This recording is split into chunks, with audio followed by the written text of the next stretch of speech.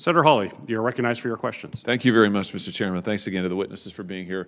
Mr. Secretary, nice to see you. I didn't get to visit with you last time, so let's start with you.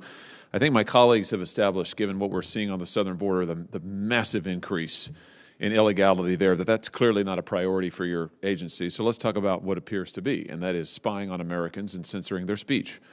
You have turned your agency into a censorship machine.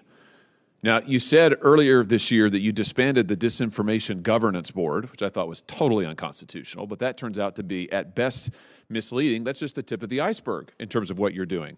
Your own quadrennial review, which was just reported in the press, says that disinformation is going to be the new focus at DHS.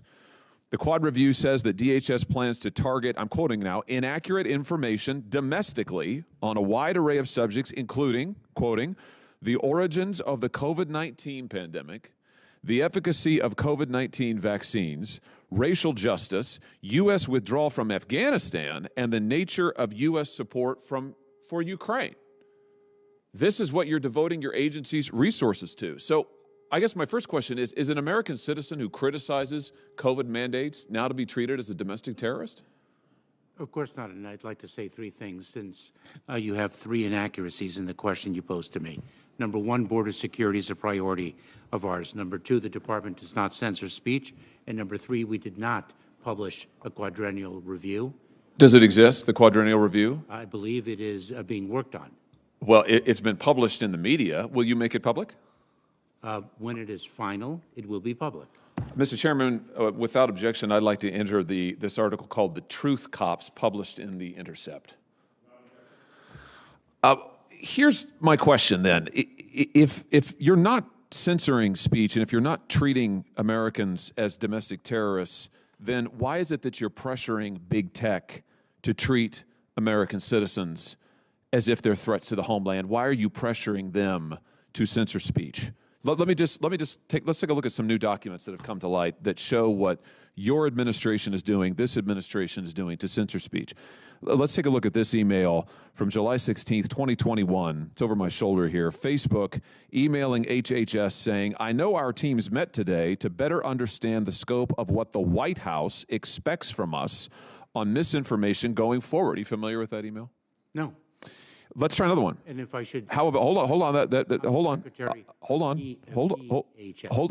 we'll get to that. But you're not familiar with this, all right?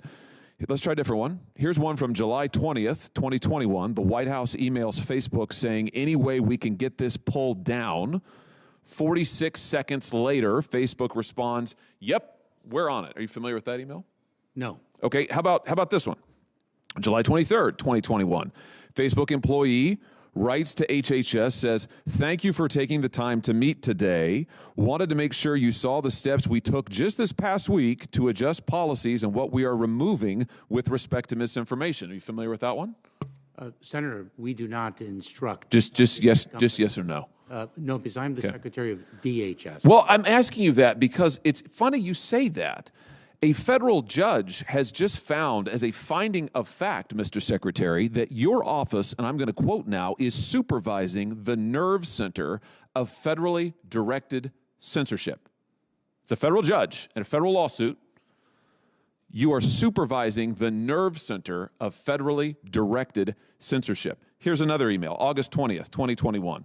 Facebook writes again to HHS and highlights that Facebook is increasing the strength of our demotions for COVID and vaccine-related content. April 16th, 2021, Rob Flaherty at the White House circulates a Zoom meeting invitation to Twitter employees stating White House staff will be briefed by Twitter on vaccine misinformation. We have example after example of this administration coordinated, apparently, according to a federal court, by your agency, pressuring, coercing social media companies to engage in censorship. Is that constitutional? That is unequivocally false. Is what the emails show. It is unequivocally false, Senator. You are not pressuring the big tech companies to take down accounts. You are not meeting with them to ask them to censor on your behalf. That is correct. We are not. You're not having any meetings with them whatsoever. We meet with the tech companies. How often? To address the Homeland Security mission. How often do you meet with them? For example, online child sexual exploitation is a scourge in this country, and we have an obligation to address it. You're saying that no one in your office has ever met with, coordinated, or otherwise engaged in any contact with a social media company in which you spoke to them about vaccine mandates, about COVID mask mandates, about the withdrawal from Afghanistan, about the current U.S. involvement in Ukraine. None of that has ever happened. I don't know what you're referring to, Senator, and I can Read the emails. and I can tell you this. Well, you've actually cited emails outside of our department, but if I've cited a federal judge who says your department is engaged in supervising the nerve center of federally directed censorship. Here's my point, Mr. Secretary. It has been established for years in this country, as you very well know because you're a lawyer, that the federal government may not use private third parties to engage in activities that are unconstitutional. That's exactly what you and this administration are doing. You are leveraging private companies to carry out censorship on your behalf. It's dystopian, but worse than that, it's unconstitutional. it's also false.